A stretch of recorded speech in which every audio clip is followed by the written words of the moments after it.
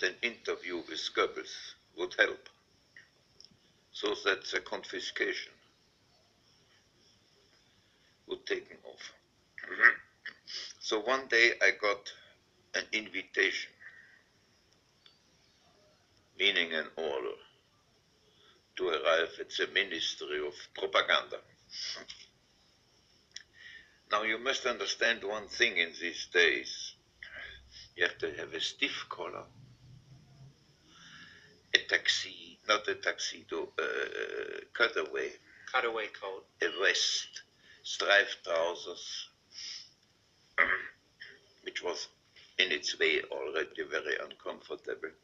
And I walked in to the Ministry of Propaganda, and immediately at the door was a big desk. And again, 4 people in yellow shirts with the guns. What do you want? I said, here's an invitation from the Minister of Propaganda who wants to talk with me. Well, they looked at it and then they said, look, you go around the corner and go along this corridor. And then you come to another corridor and then you go there. Okay. So I walked this corridor. It was not very agreeable. The floor were great squares of cement. The walls were blank, no picture, no inscriptions, and every step echoed constantly from the wall and back and so on. It was disagreeable. So I come to the end of the corridor and another corridor, and there is the same thing. Again a desk, again 4 people with guns in yellow shirts, the same procedure. I go in this direction, it happened 3 times. Finally, I came to a round room. It was very nice, and I didn't know what to do. So suddenly one of the door opens and out came a man, most polite, and said, Mr. Lang, one moment. The minister will be ready in a second. And in reality, in a minute or minute and a half, he opened the door again and said, come in. I walked in. It was a tremendous big room. On the one side, at least 4 or 5 big windows, where you could look outside. Goebbels sat behind a desk, very, very far away. He had black trousers and one of these yellow-green shirts, you know. Mm-hmm. And it's something very funny. Goebbels could turn on friendliness like a faucet. He came out, stretched hands, said, Mr. Lang, I'm so very, very happy to see you here. Come sit down.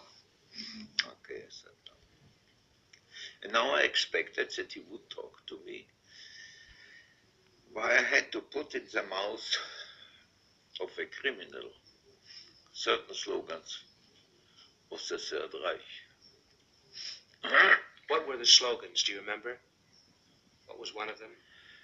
Hitler has said,